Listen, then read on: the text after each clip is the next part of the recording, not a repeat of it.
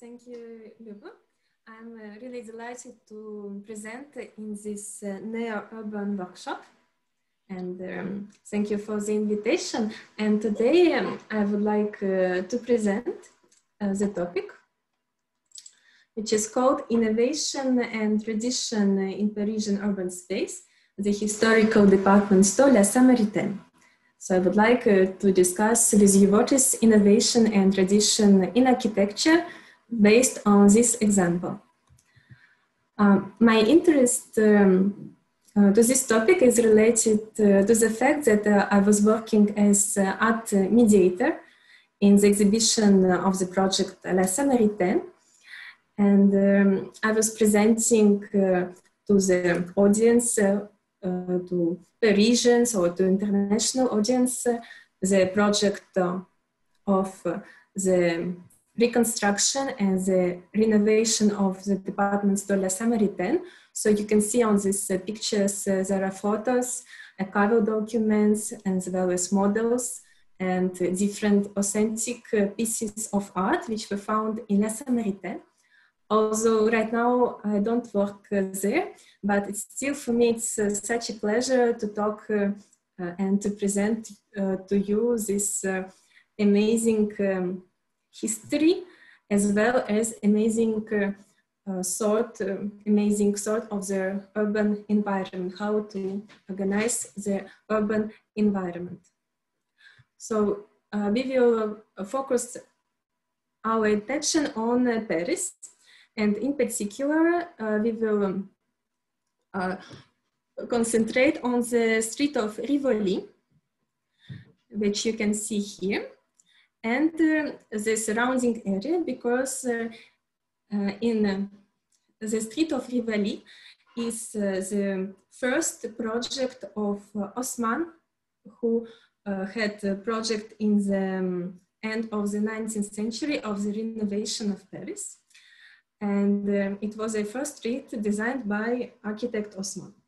It was under the Second Empire, during the reign of the Napoleon III. And near the street, you can find some interesting examples of this emergence of the contemporary architecture into the environment of traditional architecture, such as, for example, the pyramid of Louvre, which is now, it seems that it's really integrated in the landscape of the Renaissance architecture, but at the time in the 1990s, it was a shock for the Parisians that this glass building can be in the center of such emblematic historic square. So, but now, right now, it's for us, it's the usual environment and does not shock us. Then at the time of the François Mitterrand, who gave permission to construct this pyramid. And this, when the president of France was François Mitterrand, he was very innovative, and he always allowed, there was very strict rules before François Mitterrand, but now he allowed even in this, we can see on the previous slide, the Palais Royal in front of Louvre, he allowed this installation, columns of Buren, which are just in the center of the square, which is also represent the jewel of the architecture. So how can we judge this integration of the contemporary pieces of art into the historical urban landscape? And like in 2015, there was question of, on the same street of Rivoli, there was question of building the department store La Samaritaine. And on this picture, you can see the project. So I will. So this project, so which consists of 4 buildings. And this is a view how it looked before renovation and rehabilitation work. So you can see that this building right now transformed into this building, and also this part of the roof now looks like this. So it's completely new, new solution how to renovate the building to make this building more light from the above. So these two department stores were renovated. This department store was already renovated in the 90s. But the main question, which is related to the Daniel Buren installation and Louvre pyramid, is this building, which is on the street of Rivoli. So and this building was demolished. So you can see this building, which was demolished in order to construct this glass building constructed by SANAA. So the architects of the architectural bureau SANAA. So in this building, why this building is valuable according to architects? Because first of all, it's one of the first examples of the Osman architecture. Osmanian architecture is characterized by aligned balconies, that all the walls are aligned, it's very structured, it's quite exquisite, it's the soul of Paris. So these Osman buildings actually replaced medieval houses and the chaos of the streets of Paris before. But after a while, there was a lot of work on renovation of the building during time. That's why specialists consider that this building is like a patchwork of different styles. But I don't give a judgment if it was worth demolishing these buildings or not. You will have your own opinion. In the end, we will discuss it closer. And so the architects of the Japanese bureau SANAA replaced it by the glass facade, which is transparent, light, and it is built completely on the demolished building, which provoked a lot of scandals. So it's only in 2018 they got permission to construct this building. There were so many negotiations, and first time they didn't get permission, but finally, until recently it wasn't allowed, but finally they got the project to live, and it's now emerged into the urban structure of the Rivoli street. We will talk about this building in detail because I would like, first of all, to talk about the fact that we can say that the Samaritaine is, all buildings of Samaritaine are innovative. There is some innovation during the history of the development of Samaritaine. So just to say that this building was called by many critics like curtain of the shower because it looks like it, but then we will develop some appreciation of it in the end. If you like it, you can like it, you can dislike it. It's already here like the pyramid of Louvre. So in order to understand what is innovation in the Samaritaine itself, we can start from the history of Samaritaine. So you can see the foundation date of Samaritaine.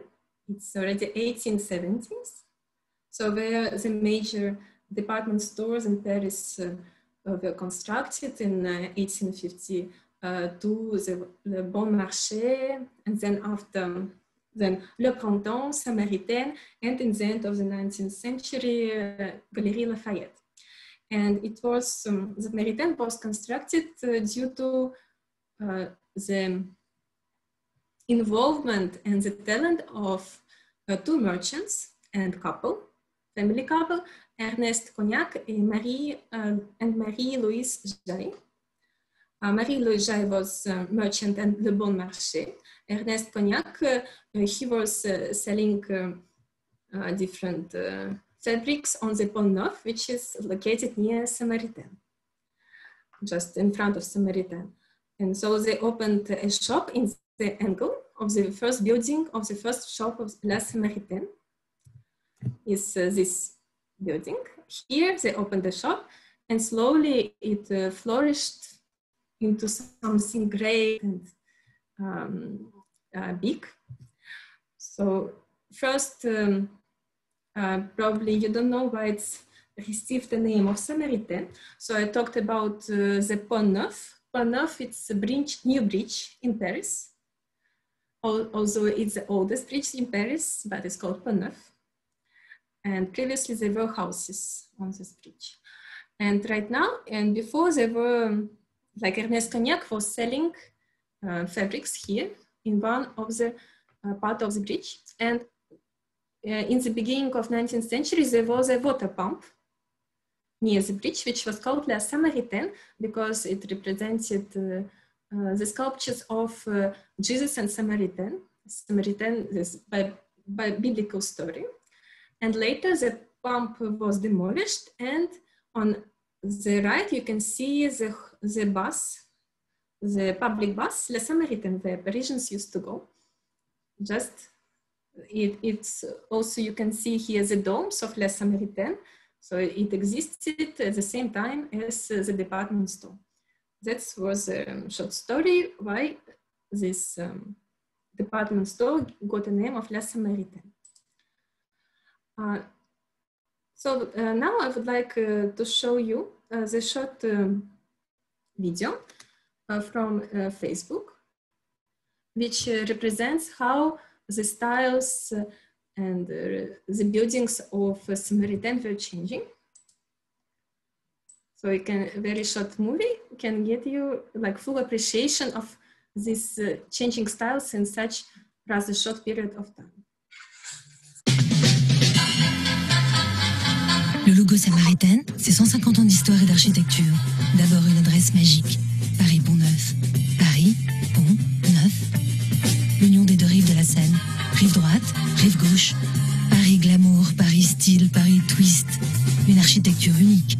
Le logo suit l'évolution des bâtiments à la lettre. Art Nouveau, Art Déco. Deux styles, deux architectes. L'exubérance Art Nouveau de Jourdain et la symétrie Art Déco de Sauvage. Des caractères qui se stylisent au fil du temps, jusqu'à l'esthétique épurée, élégante, chic, sobre et raffinée d'aujourd'hui. Adossé aux lettres, une arche Art Déco les abrite et les renforce. Hommage au patrimoine, le logo Samaritaine est à la hauteur du mythe. Samaritaine. So this is a new communication of La Samaritaine. Now our showroom La Samaritaine is closed. So this the Facebook page is the only source of information about Samaritaine. So right now there is no website which we used to have. As this building was bought by LVMH, so Louis Vuitton, so it's transformed into the property of Louis Vuitton, and right now you can find information only on their page, and there is no right now cultural heritage section of La Samaritaine. We hope maybe it will be open inside Samaritaine, because the opening of this department store is programmed for the 2021. So for those of you who live in Paris, you might have a chance to visit it. So here you can see like when the building of Samaritaine were constructed. And first of all, I would like to show you the first, the first building of Samaritaine is already here. It was constructed the first, and then it was embellished by the architect Franz Jourdain.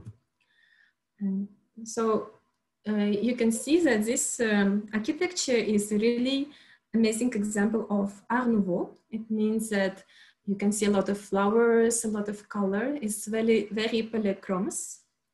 As well, in this short movie, you had, they mentioned that the style of letters is very characteristic. So Samaritaine and very beautiful style of Art Nouveau. But most important for us, that what is innovative for their time, for the beginning of 20th century, was the use of metal structures of Eiffel, because it's the time when the Eiffel Tower appeared. And so the Samaritaine is Eiffel Tower in different sense. So it's kind of they disassembled Eiffel Tower and constructed Samaritaine. The same structure was used because Eiffel Tower was, Franz Jourdan was looking very attentively at the International Exposition in Paris. And he was looking for all tendencies. And so these metal structures are used inside and outside the buildings. And here, when, for example, Le Corbusier, he came to Paris for the first time, and he saw this building of La Samaritaine, and he got really amazed by this windows, because he thought that it's the beginning of the modern architecture. It's interesting that Franz Jourdan also got inspired by the architecture of Chicago. So you can see here the building of Reliance building of Chicago. And in fact, the windows he used is called Chicago windows. So you can see that this architect used this type of windows first. And Franz Jourdan, who was creating theory, Art Nouveau, who was studying a lot of books, he used all tendencies and summarized it in one building. But of course, Samaritaine is developed in horizontal way, and in Chicago, all buildings are developed in vertical way. So it's a difference, because there were still limits to construct buildings in Paris. You couldn't construct in this beginning of 20th century buildings of very high buildings. So Chicago windows, polychromos, like innovation in light, in space. And of course, enameled panels you can see on the buildings. And inside, there is like dream, luxury. This glass roof is very famous. You can find it like in a lot of buildings in Paris, Grand Palais. And it's interesting that this hall was constructed in only 2 years. Because in the end, the materials which were used for this hall was very cheap. Then there is no metal. Metal constructions are holding the building, but everything what you can see here is not made of metal. Decorative elements, they look like forged iron, but in the end it's gypsum. It's very cheap material. Here there are beautiful paintings on the wall, but in the end it's not painted on the wall, it's just put on the glue. So it's a very cheap technique of painting. It's not frescoes, it's directly put on the wall like wallpaper, you can say, but it looks amazing. So it creates this feeling of surprise, of charm, and that's what describes Émile Zola in his novel Au bonheur des dames, to the happiness of women. It's very famous description of La Samaritaine, because he was writing letters to Jourdan, and Jourdan was writing letters describing his to Zola, describing his ideal shop. So during the work at Samaritaine, I had the opportunity to go inside the construction area to give guided tours as well. And so you can see really that it's like here, I could really appreciate that Samaritaine looks like cathedral of light, cathedral of commerce, it's to say directly. It's really like light goes through the roof and creates the perception of space. And I would like you to keep in mind this idea when we talk about building of SANAA, because for the new building of La Samaritaine, this notion of space, light, and lightness is very important. And here you can see also structures of the Eiffel type in the building. On the picture of the right, you can see the junction of two buildings. One building we have seen already, it's in the style Art Nouveau, and other building in the style Art Deco. So there is less floral motif, it's more pure. There is big use of blocks of stone.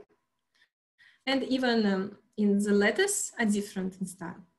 It was built by different architects, the apprentice of Jourdain.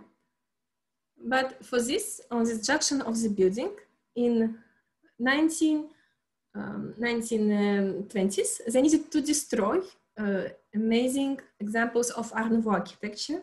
So these two domes with forged iron were destroyed without any thought.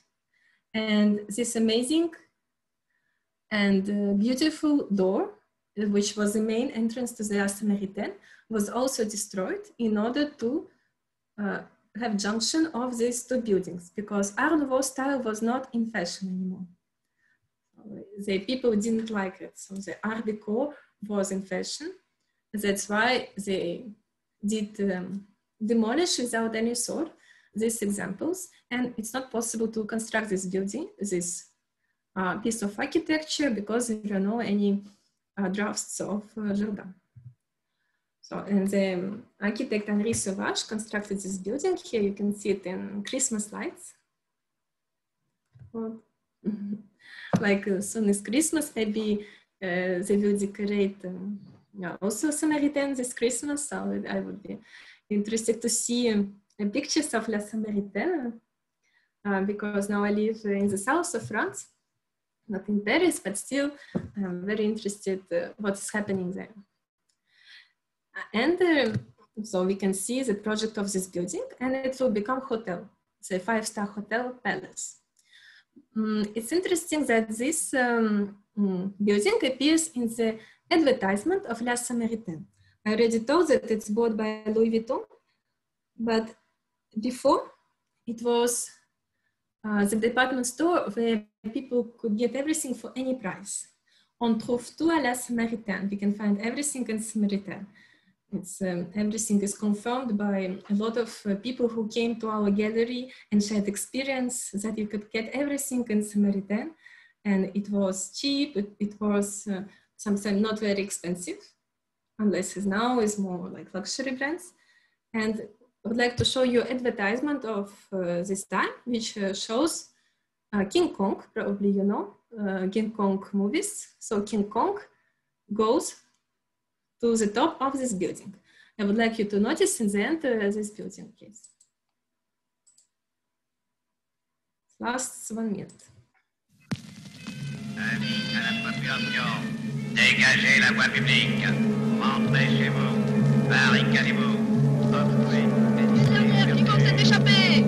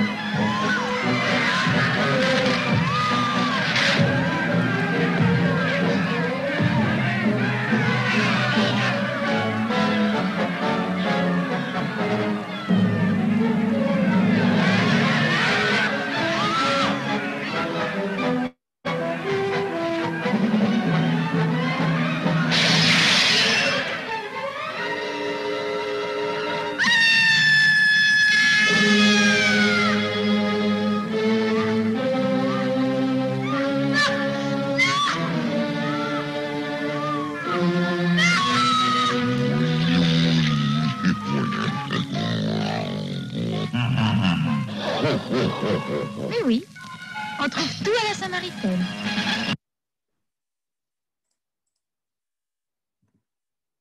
Derrière le luxe, le... So I hope you found it, this advertisement very funny. So I think it shows well the ambience of the shop. There were all innovations inside, so were escalators, the best facilities for the customers. There was delivery service already in the beginning of 20th century. So it's already the separate topic to talk about the social life. There were some advantages for employers. The social life of Samaritaine is well described in the Zola novel as well, although he doesn't mention Samaritaine, but it's very similar to the same social advantages of La Samaritaine.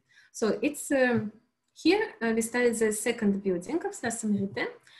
And on the top of this building, there is amazing panoramic view on Paris. And enameled pavilions show the map of Paris from the 20th century. So it's also included in cultural heritage and will be accessible for the visitors of the restaurant. Before it was accessible for everybody. The view on Paris is breathtaking. And so the same architect built Art Deco building near the Rivoli street. So it's this building in the form of the triangle. It's called Little Triangle. And sometimes there are some nicknames for different buildings of Samaritaine. And this, I think, is the pinnacle of the Art Deco style. It's elegance and beauty. And as well, we can see that a lot of light can enter inside the shop through these large windows. And finally, so this new building of La Samaritaine, after seeing so many examples, so this SANAA, it's a patio. You have seen kind of that they made a patio inside the building. It's open. Here will be place for offices, but the first underground and first two floors will be dedicated to the different shops. And here, about this particularity, I wrote here on the slide that they used electrochromic glass. What does it mean? It means that the glass can control light inside the building. When it's too sunny, you won't feel warm inside. When it's not sunny, it will be more light inside. So it's very intelligent glass, which has small points, and it can help to control temperature, humidity, light inside the building, because it's made only from light. But high thermal performance, increased luminosity, and very lightweight steel. When I went inside this building, it's had a feeling of very light structure. So this is facade of the building. It's inside the patio. At the time I was there, the interior was not built yet. And it wasn't allowed to go. And here the facade reflects the buildings which are in front of this glass facade. And when I asked the visitors, when we were doing guided tours around, so I asked what associations come to mind when you look at this facade. And the first association, a lot of them had, it was the Gothic cathedral. And then they thought Gaudi, so you can put picture of Gaudi so you have some comparison between them. Because I recently visited Barcelona, and so now I fully can confirm that it was the right impression, because this Gaudi cathedral gave me the same impression of floating, of transformation. And it's because Gaudi is also Spanish Art Nouveau. like in France, Art Nouveau. So we can see that in this way, SANAA architects maybe interpreted a bit the style of France Jourdan architecture. And of course, there were many, many other associations, given the fact, next time you go, that it's moving. When you go to Paris, go on the other side and try to look at the facade on the other side of the street and see how it's changing, because it's changing in function of light, in function of the luminosity. It's always different. It's like impressionist painting. And the sky is reflected the buildings and it's floating, especially when you have this experience of passing through it. It's as noisy on the facade as the Rivoli street, because there were a lot of cars on Rivoli street. Now I know that there is project due to Samaritaine, they try to reduce traffic around. There is like a lot of trees are going to be planted in front of Samaritaine. There will be pedestrian roads as well. I can talk about it in detail if you're interested. And this facade really merged into the street of Rivoli. It was the idea of the architects to connect this busyness and noisy environment of the street to the facade. That's why it's very ondulant and a lot of transformation. But to understand fully the influence of this project, I would like to show you some other projects of SANAA. For example, the SANAA had project of Skolkovo Dome. Skolkovo is a scientific town in Moscow. And here the idea was to create the light weightlessness of the structure, because it's the entrance to Skolkovo. And this transportation where all transports meet. At the same time, it like to create some comfort zone. So for example, when you are cold, you don't feel cold, but at the same time as you are under the sky. So not to impose architecture on the environment, mostly to make architecture part of nature of the surrounding area, like the surrounding of Rivoli Street, and here surrounding of Skolkovo. But this project is left like project. It was not realized in Skolkovo. But I found this idea very illustrative for the Samaritaine. And second, so I saw that Sasha, who works now in the Heritage Museum and who is my friend, we went together when I was working in Samaritaine to Louvre Lens Museum in the city Lens. This building is also constructed by these architects, and we can see the same emotion of floating, of fluidity, which we can find in Samaritaine as well. So, and also the use of glass as well. And here you can see how Samaritaine will look like. These columns, white columns and light structure is the example of architecture of Samaritaine. In our gallery, there was virtual reality, where you can wear VR glasses and go inside Samaritaine.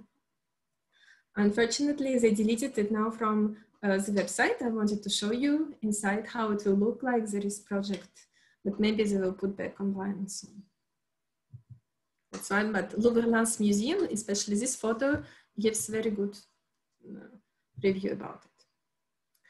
And so, after illustrating all, like passing through all history of La Samaritaine, I would like to discuss with you whether you consider that this building, which you can see on the right picture, a new building, was it the best solution to create a new face of La Samaritaine.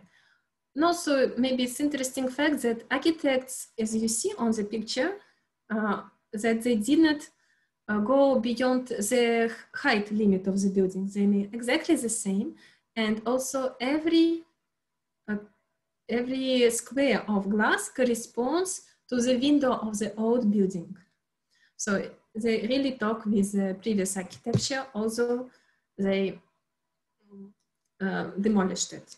Some people even thought that there is this old building behind, given the fact that the buildings are reflected on the glass. But in the end, they were surprised to know that there is no old building behind. It's just completely new structure. So I would like to ask you which emotions this glass building evoke, and you have some particular questions about the history, about the urban project of La Samaritaine, or some commercial questions. I'm glad to answer.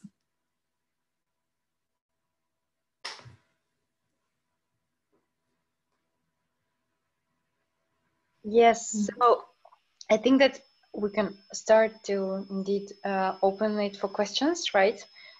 So that we can also have some time to discuss that. Thank you so much, Marina. I learned many things personally, and I think there are indeed some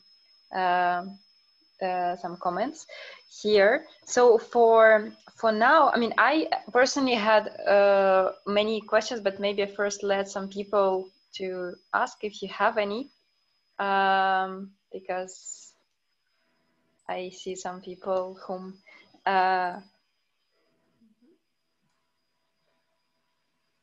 or maybe I can start.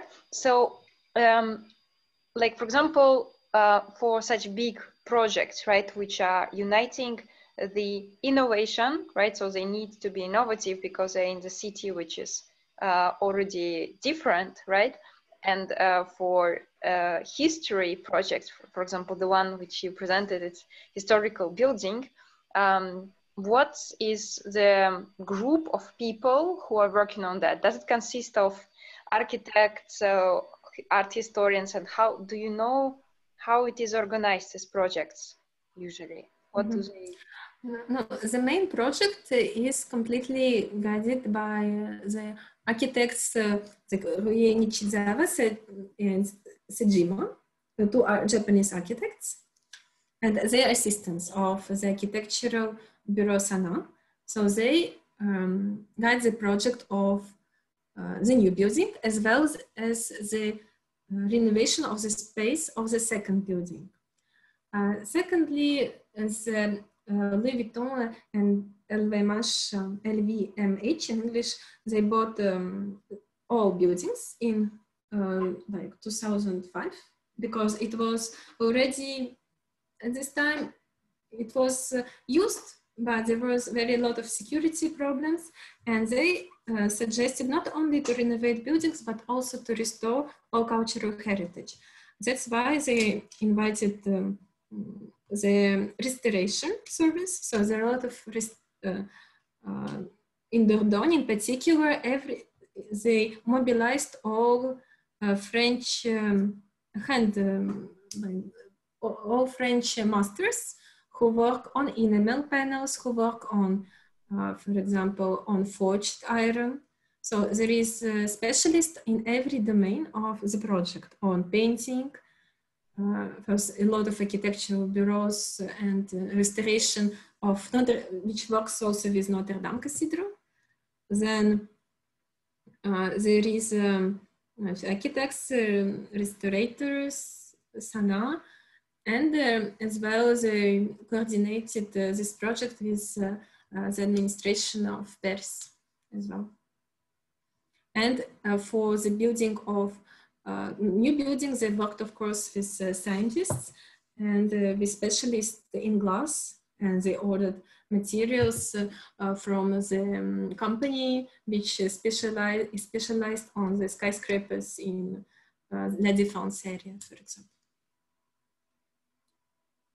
And of course, they had a lot of communication around it, and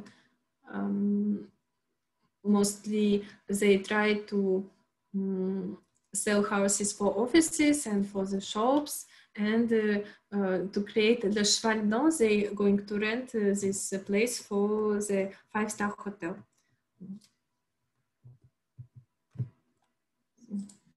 probably I will return to this project to show you better. But, and for example, they here, here, you can see that some houses are integrated into the new building.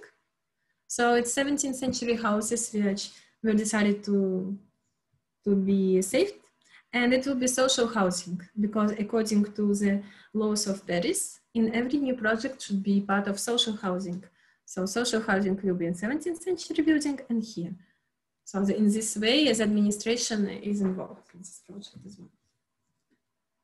And all specialists in all matters in every, like in ceramics, in everything, they invited specialists. You can see on YouTube, there are a lot of videos and you can see how every specialist works on particular restoration problem.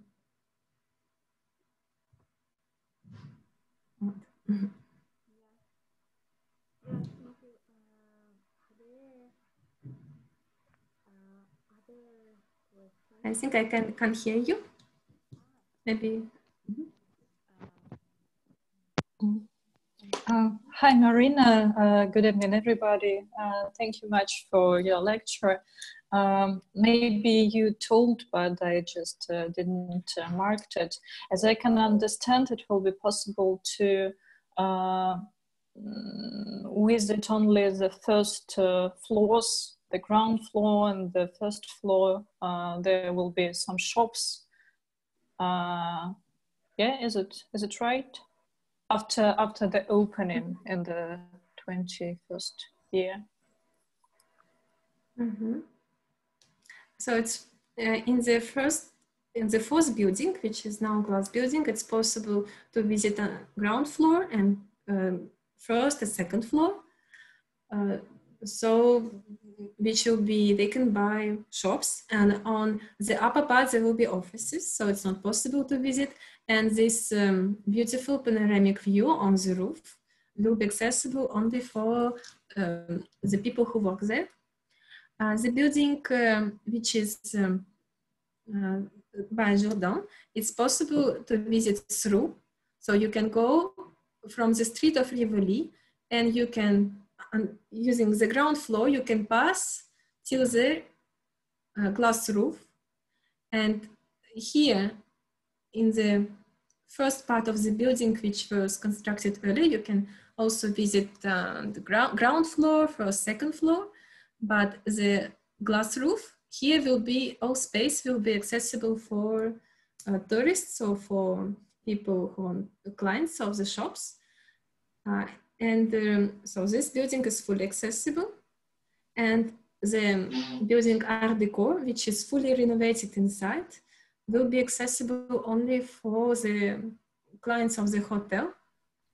But if you want to see this panoramic view, you will need to reserve a place in this restaurant, which was on the top. So it became a bit more commercial, but at the same time, it brought more advantages to the restoration process. Mm-hmm. But in general, do you hear me now? Yeah? Okay. But in general, for such projects, I can't hear you. You cannot. Okay.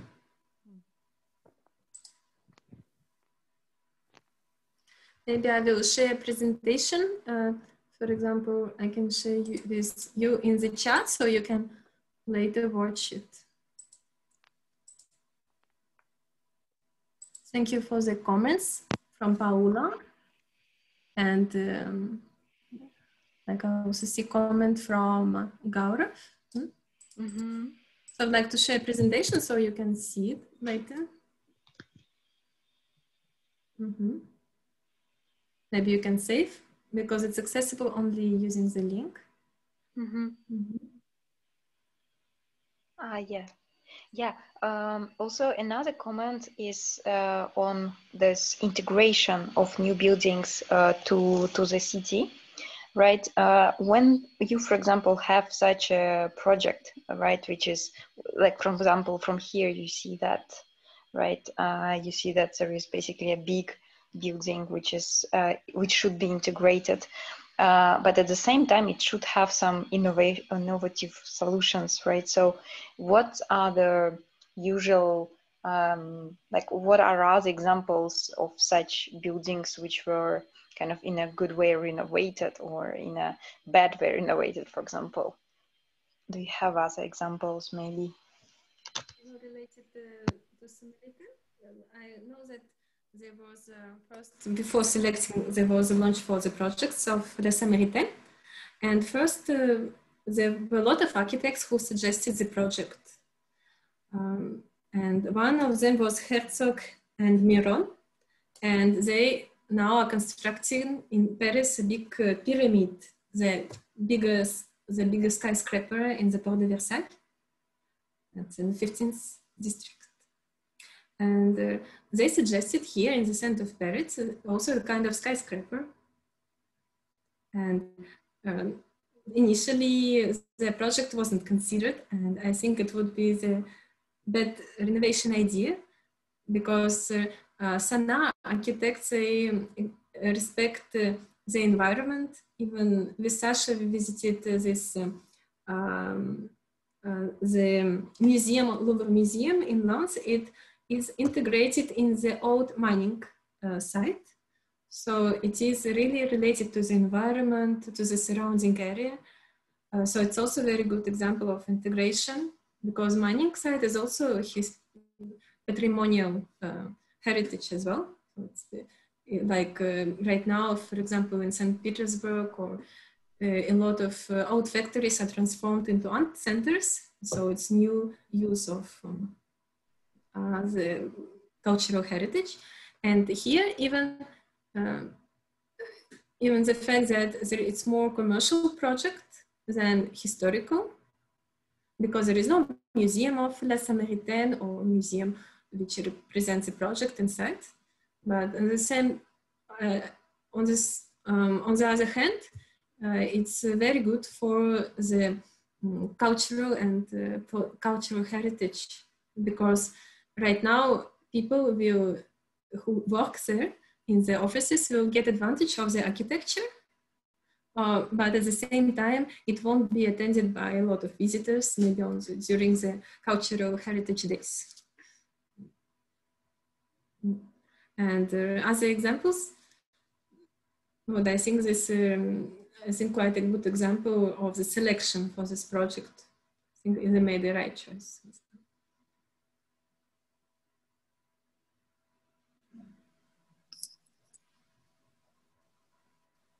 I got one more question, if you don't mind. I remember when I first got information about the fact that the building at the time of Baron Osman was destroyed to create a new glass building. I was really shocked.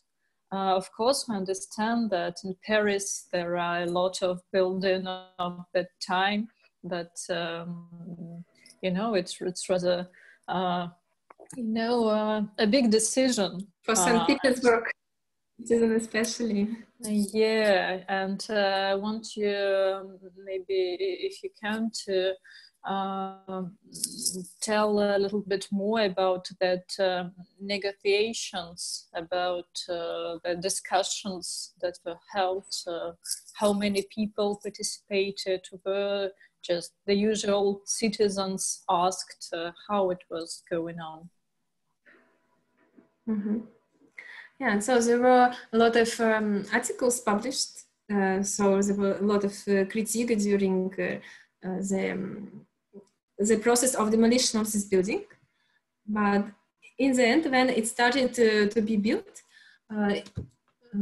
people started to change their mind, because there was a story that this building was supposed to be reconstructed by Ernest Cognac and Marie-Louise Jaille. They did not finish it before death. So they wanted to create a new building for this patchwork. So you can see here, there is a lot of patchwork of buildings. And they wanted to make it in the same style as other buildings, because this Osman architecture it's I'm showing this one. It's really aligned with surrounding buildings, but given the fact that here already there is building in Art Nouveau style, here in Art Deco style, they wanted to do different project. So it was kind of dream of Ernest Cognac to do a building, and now in 20th century we can see that it came true.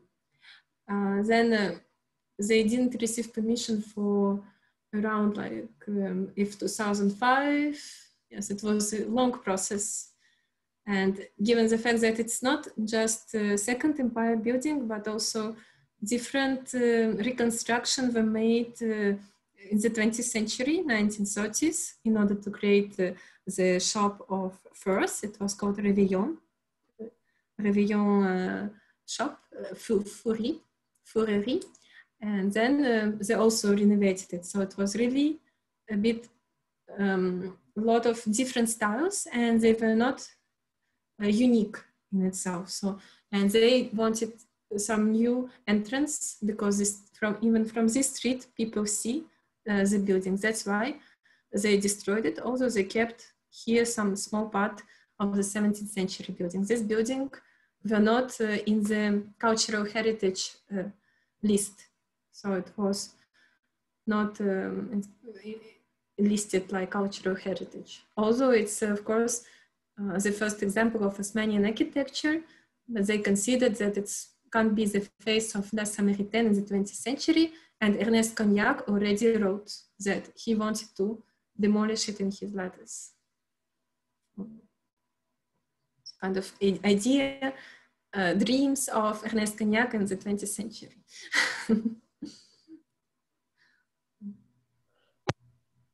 What are the best literature actually to learn more about that? Maybe because I know that you suggested quite some nice books about the, Le Corbusier and Rudolf Anheim, right? But do you know about for example, books about Paris renovation, for example, architecture and innovation in Paris? Yeah, the best, for example, after finish of work in Samaritaine, so I got a present. So this is the best, I don't know, you can see. There is a book on Samaritaine, a big book. It's called, and it's written by a lot of specialists, Jean-François Cabestan, Albert Lempereur. And this book is rare. And here there is every aspect of Samaritaine you can read. So when you in Moscow, so you can take this book from me, or you can get it in Paris. You can get in the museum Cognac Jai. So Ernest Cognac and Marie-Louis Jai, there is museum, and there they sell this book. It's called Samaritaine Paris. Maybe it's sold online, but very rarely. So, and there you can learn about Art Deco, Art Nouveau, and every page of the history of La Samaritaine. But very little information about the new building. And I'm told by the director of the project that they're going to publish a new book with new pictures, and the world famous photographers were invited to picture all this process of renovation of La Samaritaine. So, if you want, I can write in chat the sources of the book, so you can find it on the internet. Okay, thank you.